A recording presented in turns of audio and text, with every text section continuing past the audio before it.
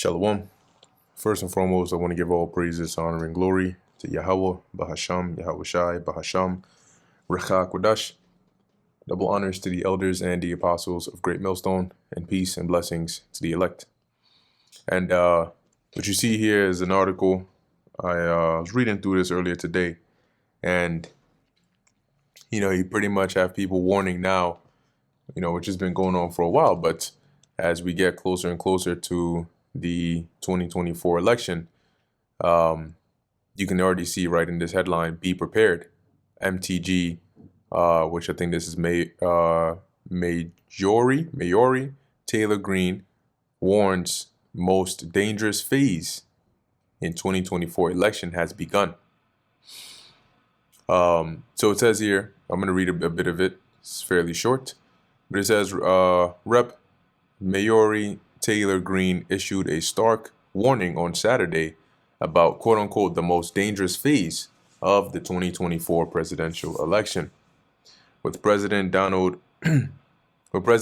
Trump leading Vice President Kamala Harris in several polls, Greene suggested that Democrats will do anything to stop him, later emphasizing anything. Now, I was also watching a clip earlier today. You had an individual that was speaking on the I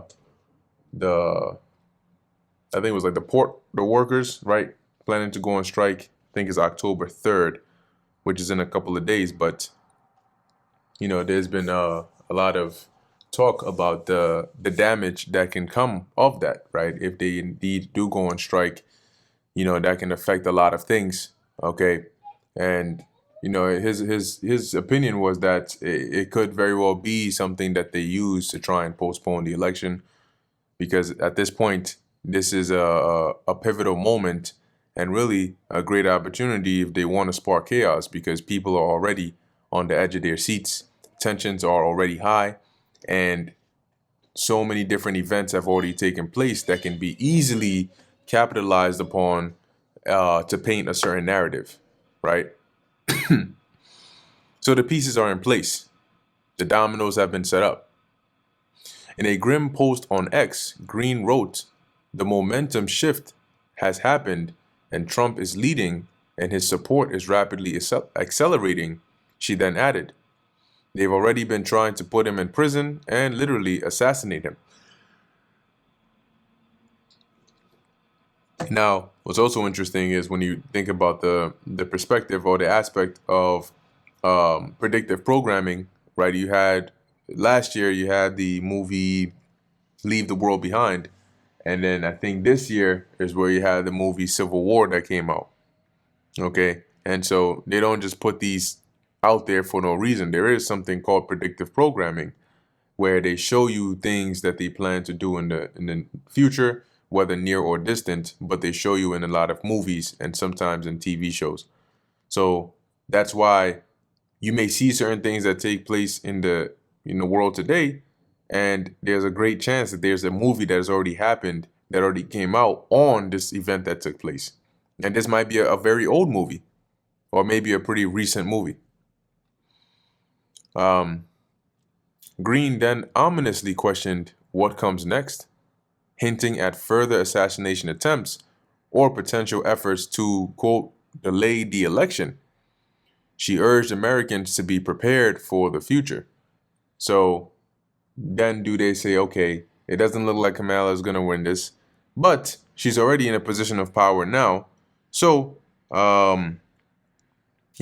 so basically, what if we just postpone the election, right? Or what if we declare a state of emergency? What if we do something? What if we come out and declare Biden is gone, blah, blah, blah, like something to try and keep them in power?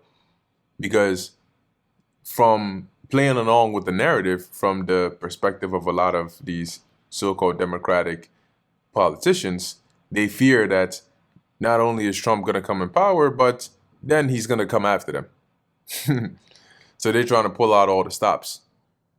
But people are watching. Really, the world is watching. And this comes amidst the war that's going on over there in Israel and the East right now. Right, I think today it said they started the ground operation into Lebanon, the ground invasion into Lebanon, right? I think they said there were some tanks on there that were, so things are escalating.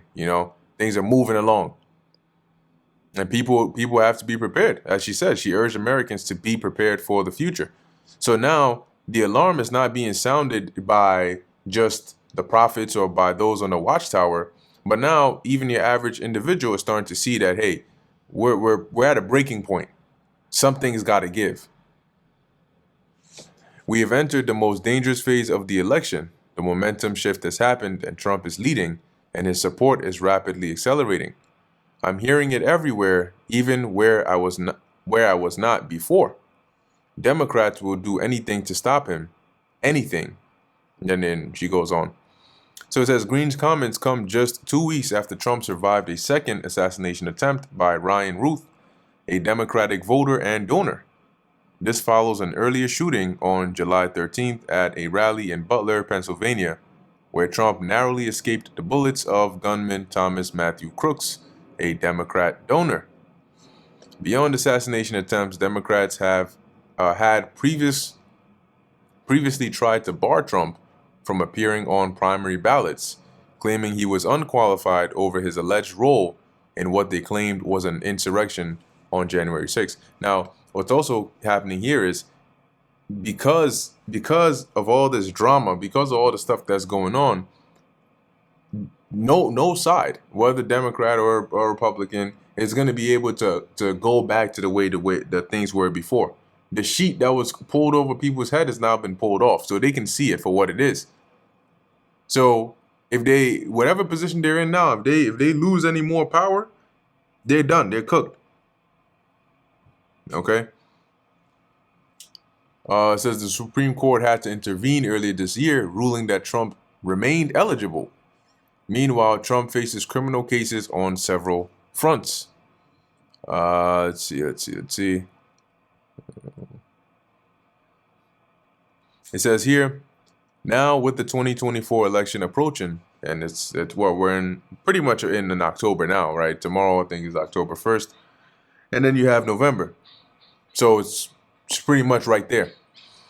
So it says here, now with the 2024 election approaching, some Democrats face accusations of potentially trying to certify the results should Trump win the presidency. Now I'm going to play this because this guy mentioned some interesting stuff here as well. Breaking now, Jamie Raskin claims Congress will stop Trump on J6 2025 and create civil war conditions. Will use the 14th Amendment. Let's hear it. What can be put into the Constitution can slip away from you very quickly. And the greatest example going on right now before our very eyes is Section 3 of the 14th Amendment, which they're just disappearing with a magic wand, as if it doesn't exist, even though it could not be clearer what it's stating. And so, they want to kick it to Congress, so it's going to be up to us on January 6, 2025, to tell the rampaging Trump mobs that he's disqualified. And then we need bodyguards for everybody and civil war conditions, all because the 9 justices, not all of them, but these justices who have not many cases to look at every year, not that much work to do, a huge staff, great protection, simply do not want to do their job and interpret what the great 14th Amendment means. And I'm glad that Sherilyn's creating her new center so we can bring that. So that's interesting there now. Let's put this up here, right? For if you're curious. So if we look up Section 3 of 14th Amendment, you'll see it says here, Section 3 of the 14th Amendment disqualifies those who have already held a public office from holding any office if they participate in an insurrection or rebellion against the United States. See? So what he's saying here is they said Trump participated in an insurrection. So even if he does get elected, right, or wins the election, as we'll go with, right, wins the election, they're going to try to pull this out on January, I think he said January 6th, right, and say, this is invalid. He can't be, president, blah, blah, blah, and create a civil war. We're going to see, right? But either way it goes, we're getting closer and closer to that point. So I want to bring this out real quick. This is 2 Timothy chapter 3, verse 1. And it says here, this know also that in the last days perilous times shall come. And we're in the last days now. Let's go into that word perilous. It says here, kalepos, hard to do, to take, approach, fierce, savage, harsh, hard to bear, troublesome, dangerous. Okay, and this is, like Yahushua mentioned, the beginning of sorrows. So we're in the last days, and we're seeing the signs of the effect of every vision. Okay, so we're definitely in those uncharted waters where all these things that we've been warning about, all these things that different whistleblowers have come out and said, and ultimately all these things that pertain to prophecy are all going or culminating to hit at this one point known as Jacob's trouble. And this is why the scriptures say it's going to be a time like never before. So indeed, like MTG said, prepare. Anyway, with that, I'm going to end it here. Lord willing, that was edifying and informative to the elect.